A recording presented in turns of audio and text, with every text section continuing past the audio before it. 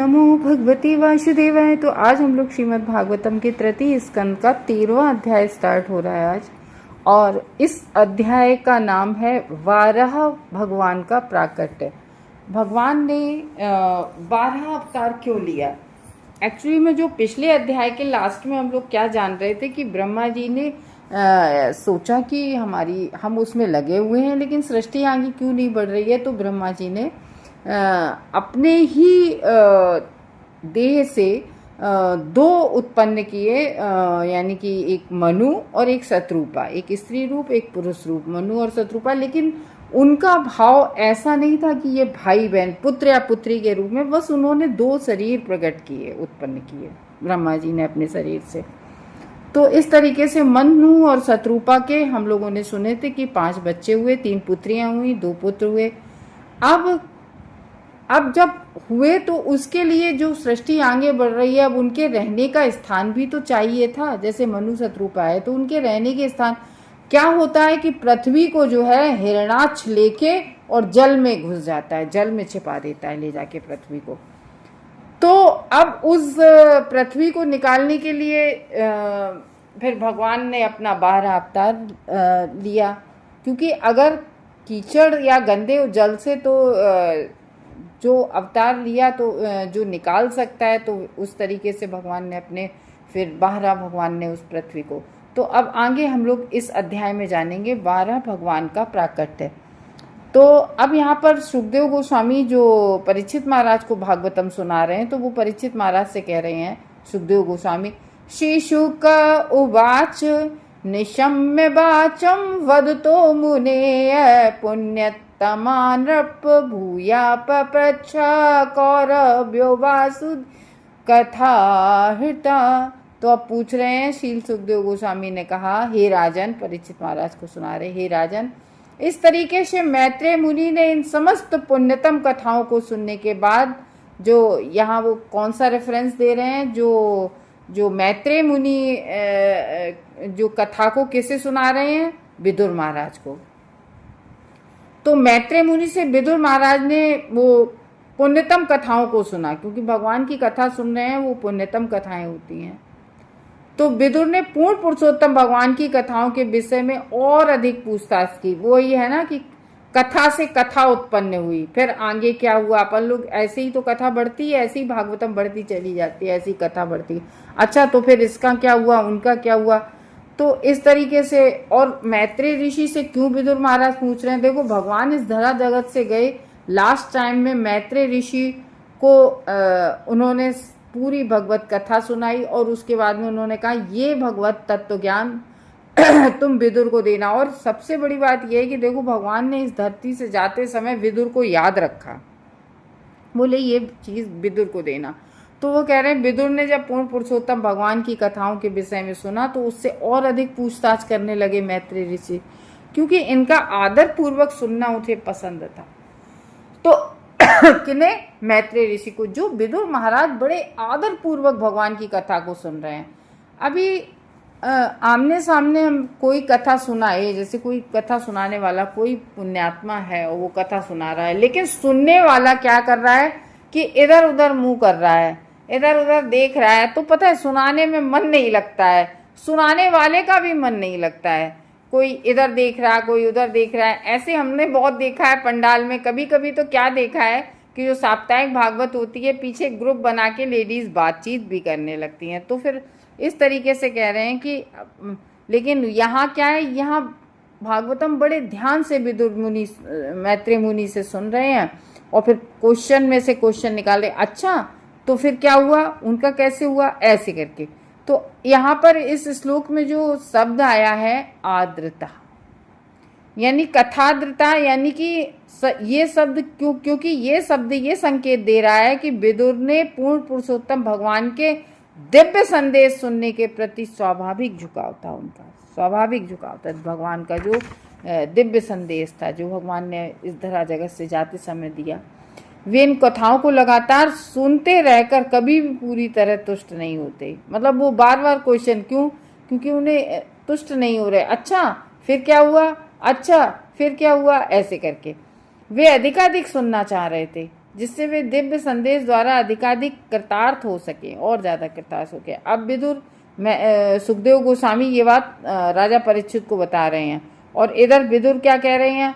सवै स्वाम्भुवा सम्राट प्रिया पुत्रा स्वयंभुवा प्रतिलभ्य प्रियां पत्नीं किम चकार ततो मुने। तो अब पूछ रहे हैं, विदुर ने कहा मैत्री ऋषि से कि हे मुनि, ब्रह्मा के जो प्रिय पुत्र हैं स्वयंभू, वो अपनी अत्यधिक प्रिय पत्नी को पाने के बाद उन्होंने क्या किया? मीन्स अब यहाँ पर वो स्टोरी बढ़ रही है कि अच्छा, जब मनु और शत्रुपा को उन्होंने प्रकट किया ब्रह्मा जी ने, तो मनु ने शत्रुपा प्राप्त हो गई उन्हें पत्नी हैं। तो अब उन्होंने आगे क्या किया कार्यक्रम? तो अब वो पूछ रहे हैं अच्छा फिर आगे क्या हुआ जब दोनों मनु को शत्रुपा मिल गई? तो फिर कह रहे हैं चरितम तस्य राजर्षे राधिराजस्य सत्तमः ब्रूहि मे श्रद्धनायाय विश्वक्सेनाश्रयो हृयाशो। हे पुण्यात्मा श्रेष्ठ, राजाओं का आदि राजा जो मनु यानी कि पहले राजा मनु ही तो हुए, क्योंकि सृष्टि प्रारंभ हुई और सीधे ब्रह्मा जी के पुत्र मनु, तो वो पहले राजा हुए। तो मनु जो राजा थे वो भगवान श्री हरि के महान भक्त थे, अतएव उनके शुद्ध चरित्र तथा कार्यकलाप सुनने योग्य हैं। तो यहाँ पर कह रहे हैं कि अच्छा, मनु के तो जो कार्यकलाप हैं वो बहुत ही सुनने लायक है, बहुत ही मतलब क्योंकि भगवान के भक्त हैं, तो कह रहे हैं कृपया उनका वर्णन करो। हम तो बहुत उत्सुक हैं उनकी कहानियों को सुनने के लिए। आगे हमें बताओ मनु की कहानियाँ। मनु तो श्रीमद् भागवत जो है ये अपनी भगवान तथा उनके शुद्ध भक्तों की दिव्य कथाओं से पूरी भरी हुई है। भगवान की कथाएं हैं और भगवान के भक्तों की कथाएं, क्योंकि भगवान भी अपने भक्तों का ग्लोरिफिकेशन सुन के बड़ा खुश होते हैं। भगवान कहते हैं चाहे मेरा एक बार ना करो, लेकिन भगवान के भक्तों का अगर वो ग्लोरीफाई करो तो भगवान बड़े प्रसन्न होते हैं। तो परम जगत में श्री भगवान और उनके शुद्ध भक्त में गुणात्मक दृष्टि से कोई अंतर नहीं होता है। गुणात्मक दृष्टि से गुरु नॉन डिफरेंट गॉड, मतलब वो नहीं कहते हैं गुरु ने भगवान को मिलाया और गुरु की कृपा होती है तभी भगवान हमें प्राप्त होते हैं, तो कोई अंतर नहीं होता है। इसलिए श्री भगवान की कथाओं में श्रवण तथा शुद्ध भक्त के चरित्र तथा कार्यकलापों के श्रवण का फल एक ही होता है। यहाँ भगवान की कथाएं सुनो या उनके शुद्ध भक्तों के कार्यकलाप सुनो, जैसे प्रहलाद महाराज की कथाएं सुनो, ध्रुव महाराज की कथाएं सुनो, तो कोई अंतर नहीं होता है भगवान की कथा में और भगवान के शुद्ध भक्तों की कथाओं में। इनमें इससे क्या होता है कि भक्ति का विकास होता है। आप प्रहलाद महाराज की कथा सुने, भक्ति का विकास होगा आपका। ठीक है, तो ये कह रहे हैं श्रुतस्य पुंसां सुचिर श्रमस्य नवाजसासुरभिरीतो अर्थ तद्दत् कुणान् श्रवणं मुकुन्दा पादारविन्दं हृदयेषु येषाम्। मुकुंद भगवान श्री हरि का नाम है यहाँ पर मुकुंद। तो इस तरीके से हम लोग जान रहे हैं कि सुखदेव मुनि जो है ये चारों श्लोकों में बता रहे हैं, चौथे श्लोक में बता रहे हैं कि जो लोग बहुत श्रम पूर्वक और दीर्घ काल तक गुरु से श्रवण करते हैं, इस श्लोक में श्रवणम की महिमा बताई गई है।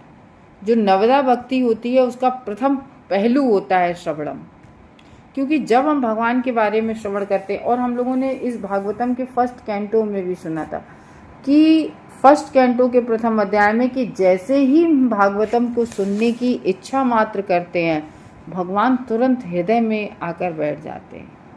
प्रेमांजुन भरित भक्ति विलोचन संता सदैव हृदयेषु विलोकयन्ति।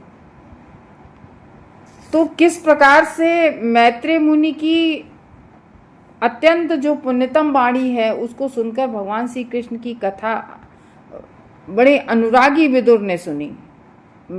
सुखदेव गोस्वामी कह रहे हैं उनसे पहले श्लोक में परीक्षित महाराज से कि विदुर जी बड़े अनुराग से सुन रहे हैं, बड़े अनुराग से। तो भगवान की, तो हमें इस भागवतम से क्या शिक्षा मिल रही है प्रथम श्लोक से, कि हमें भगवान की कथा बहुत अनुराग से सुनना चाहिए।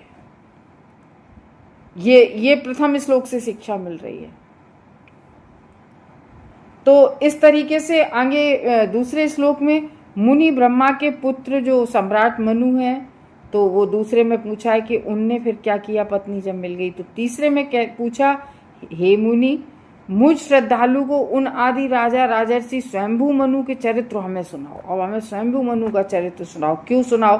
क्योंकि वही बात आ गई ना कि भगवान स्वयंभू मनु का चरित्र इसलिए सुन रहे हैं क्योंकि भगवान के भक्त थे मनु, बहुत बड़े भगवान श्री हरि के भक्त थे। तो भगवान की कथा, भगवान के भक्तों की कथा भी सुनने से उतना ही लाभ मिलता है, क्योंकि भगवान बहुत खुश होते हैं जब भगवान की भक्तों की कथा हम सुनते हैं, क्योंकि भगवान श्री हरि के शरणागत भक्त थे ना। क्यों? देखो स्वयंभू मनु का एक श्लोक नहीं है, कपलो स्वयंभू मनु, ये जो 12 महाजन थे उन महाजनों में स्वयंभू मनु भी महाजन थे। तो सोचो स्वयंभू मनु 12 महाजनों में, महाजनों का पद समझ सकते हैं आप कितना बड़ा होता है। तो इन 12 महाजनों में स्वयंभू मनु भी महाजन थे, जैसे ब्रह्मा भी एक महाजन थे, भीष्म पितामह भी महाजन थे, यमराज महाजन थे। तो ये मनु का भी नाम आता है इनमें। तो जिनके हृदय में श्री हरि के चरण कमल विद्यमान हो, जिन भक्त के, क्योंकि भगवान के भक्तों के हृदय में भगवान श्री हरि के, देखो हम सबके हृदय में परमात्मा तो सबके हृदय में, सारे जीवों के हृदय में, लेकिन जागते कहाँ है परमात्मा? सुप्त अवस्था में वैसे तो रहते हैं सबके। जब हम श्री हरि की कथाओं का श्रवण करेंगे, जब हम भगवान की भक्ति करते हैं, तब भगवान तो भगवान के चरण कमल विद्यमान हो जाते हैं भक्तों के हृदय में। भक्तों के गुणों का जो कीर्तन करता है, भक्तों के गुणों को जो गुणगान करता है, वह लंबे समय तक परिश्रम पूर्वक मनुष्यों के शास्त्राध्ययन का श्रेष्ठ फल मिलता है। सभी शास्त्रों के अध्ययन का फल मिलता है जो भगवान के भक्तों की कथाओं को श्रवण करते हैं। तो इस तरीके से बता रहे हैं इस अध्याय, इसमें चौथे श्लोक में, कि जो व्यक्ति बहुत श्रम पूर्वक से लंबे समय तक गुरु से श्रवण करते हैं, उन्हें शुद्ध भक्तों के चरित्र और कार्यकलापों के विषय में शुद्ध भक्तों के मुख से सुनना चाहिए। यहाँ पर क्या है कि ऐसे ही किसी से हमें नहीं सुनना चाहिए कि अनर्गल कोई कुछ भी कहे हम उसको सुन लें। प्रामाणिक गुरु से सुनना चाहिए कि हाँ ये प्रामाणिक गुरु है, गुरु परंपरा से सुन रहा है, ये गुरु परंपरा से ही हमें सुना रहा है। गुरु परंपरा का मतलब क्या होता है? गुरु परंपरा का वही ज्ञान, सिर्फ उतना, अपने मन से कुछ भी नहीं जोड़ना है, सिर्फ उतना जो भगवान ने ब्रह्मा को ज्ञान दिया, ब्रह्मा ने नारद को दिया, नारद ने उनको 4 कुमारों को और आगे बढ़ाया और व्यासदेव को दिया, व्यासदेव ने इस तरीके से श्री सुखदेव गोस्वामी को दिया और मैत्रेय ऋषि ने विदुर को दिया। यानी कि जो ज्ञान परंपरा में, जैसे सूत गोस्वामी ने उन 88,000 शौनकादि ऋषियों को दिया, तो जो ज्ञान परंपरा में चला आ रहा है वही ज्ञान सुनना, वो उस जो ज्ञान जो परंपरा में आके बोल रहा है, जो कह रहा है मेरा मत है ऐसा नहीं, जो शास्त्रों में लिखा है बस उतना ही बोलना, उससे ज्यादा अपने मन से नहीं कुछ भी जोड़ना, तो वो ज्ञान हमें केवल सुनना है। केवल वो प्रामाणिक गुरु होता है जो जितना शास्त्रों में लिखा है उतना ही बोलेगा, उससे ज्यादा कुछ भी नहीं। तो इसलिए प्रामाणिक गुरु से वेदों को सुनकर हमें प्रशिक्षित हेतु कठिन तपस्या करते हैं।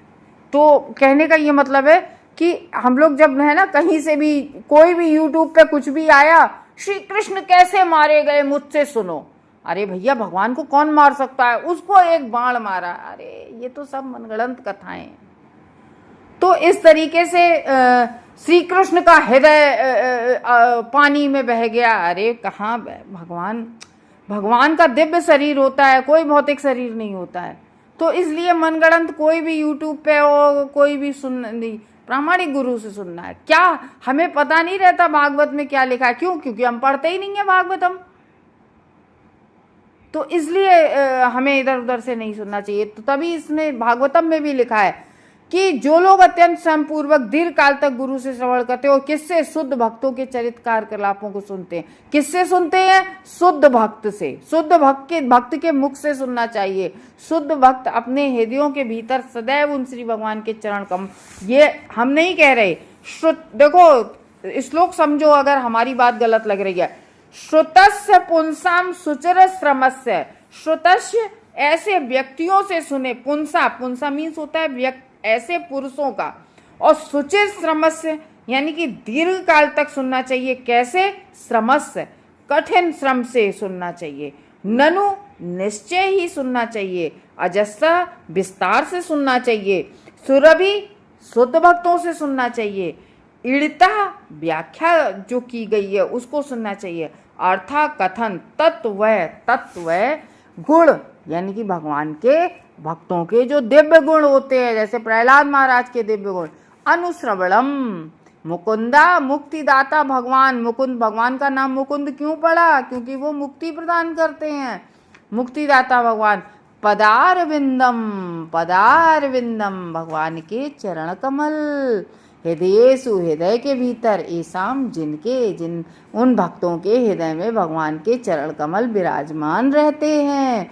तो ये श्लोक का अर्थ है। मनगढ़ंत हम नहीं बना रहे थे, तो थोड़ा डिस्क्राइब में टाइम लगता है, इसलिए हर श्लोक बारीकी से डिस्क्राइब नहीं करते हैं।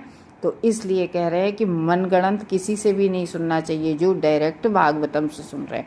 तो दिव्य छात्र वे होते हैं, हम लोग छात्र हैं, हम लोग सुन रहे हैं। हम दिव्य छात्र वे हैं जो प्रामाणिक गुरु से वेदों को सुनकर प्रशिक्षित बनने हेतु कठिन तपस्या करते हैं। उन्हें न केवल भगवान के कार्यकलापों के बारे में सुनना चाहिए, जे नहीं कि अरे प्रहलाद महाराज की कथा क्यों सुना रहे हैं, मैं भगवान की कथा सुनाऊं। नहीं, भगवान और भी ज़्यादा प्रसन्न होते हैं उनके भक्तों की कथा जब हम सुनते हैं।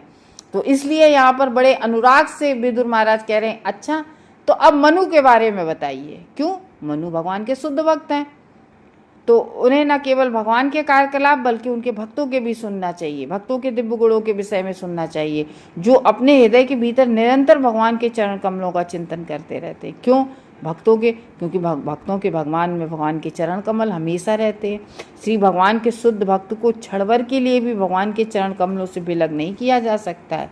वो 24 घंटे केवल भगवान के बारे में ही बोलते हैं, भगवान के बारे में ही सुनते हैं। तो इस तरीके से नो डाउट श्री भगवान सदैव समस्त प्राणियों के हृदयों में भीतर रहते हैं। हम सबके भीतर भगवान है, लेकिन हम लोग भगवान का जब श्रवणम करते हैं तब भक्ति जागृत होती है, तब भगवान हम लोगों के हृदय में जागृत अवस्था में आते हैं। किंतु जागृत भगवान सोते नहीं है। कहने का ये मतलब है कि भगवान तब हमें हर चीज़ का सिग्नल देने लगते हैं। नहीं तो भगवान कहते तुम्हें हमसे कोई मतलब नहीं है। ठीक है, भगवान भी चुपचाप बैठे, जैसे कहा नहीं जाता है कि अपने हृदय पे दो वृक्ष में दो टहनियाँ होती हैं, एक दाहिने तरफ एक बाइने तरफ, एक तरफ जीवात्मा एक तरफ परमात्मा। परमात्मा देखता रहता है कि जीवात्मा कैसे कैसे फल चख रही है, वो केवल देखता रहता है। जैसे हम इंद्रिय तृप्ति करते रहते हैं तो बस परमात्मा बैठा देखता रहता है, अच्छा इंद्रिय तृप्ति कर रहे हो, भगवान का नाम नहीं ले रहे, तो भगवान यही देखते रहते हैं। तो इस तरीके से हम सबके भीतर परमात्मा होते हैं, किंतु वे इसके विषय में नहीं जान पाते हैं हर साधारण व्यक्ति, क्योंकि वे मोहिनी भौतिक शक्ति द्वारा ठगे जाते हैं। क्योंकि भगवान की जो माया शक्ति होती है ना, हम सब लोग उसी के द्वारा ठगे जाते हैं। तथापि भक्त श्री भगवान की उपस्थिति का, और भक्त क्या करता है, भगवान की उपस्थिति का अनुभव करने लगते। श्रवणम से ज्ञान हो जाता है, अनुभव हो जाता है कि नहीं, भगवान हमारे हृदय में है, हमें कोई गलत कार्य नहीं करना, हमें भगवान के बारे में ही श्रवण करना है। इसलिए वे अपने हृदय के भीतर भगवान के चरण कमलों को हमेशा दर्शन करते रहते।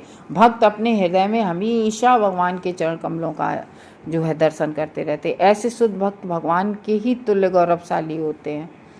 वस्तुतः श्री भगवान उन्हें अपनी अपेक्षा अधिक पूजनीय मानने की संस्तुति करते हैं। भगवान और ज़्यादा पूजनीय, भगवान इसकी संस्तुति करते हैं कि भक्त को और ज़्यादा, हमसे भी ज़्यादा पूजनीय, पहले भक्त को, भगवान के भक्त को पूजो। भक्त की पूजा श्री भगवान की पूजा से अधिक शक्तिमान है। इसलिए दिव्य छात्रों को कर्तव्य है कि वे शुद्ध भक्तों के बारे में उसी रूप में सुने जिस तरह भगवान के वैसे ही भक्तों द्वारा, जैसे भगवान के बारे में सुनते हो ऐसे भगवान के भक्तों के बारे में सुनो। क्योंकि कोई तब श्री भगवान या उनके भक्त के विषय में कुछ नहीं बतला सकता जब तक वह स्वयं शुद्ध भक्त ना हो। तो अगर भगवान का शुद्ध भक्त नहीं है तो वो स्वयं भी भगवान के बारे में नहीं कुछ भी बता सकता है। भगवान का शुद्ध भक्त ही भगवान के बारे में अच्छे से बता सकता है। ये इन 4 श्लोकों में बताया जा रहा है। हरे कृष्णा भक्त।